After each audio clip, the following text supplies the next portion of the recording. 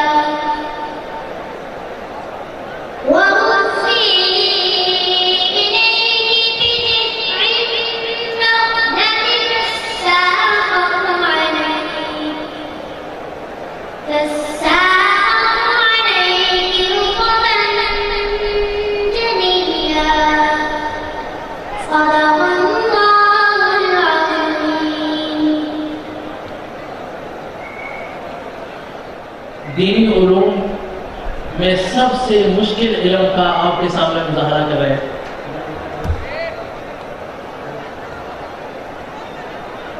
आप इन बच्चों को देखें और इनकी उम्रों को देखें। ये उम्र माँ की लोरी के साथ सोने की है।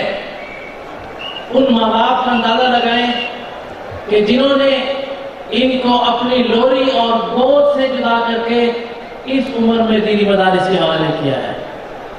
क्या यही तलबा दहशत गर्द हैं? इन तलबा का दहशत गर्दी से दूर तक ताल्लुक नहीं है।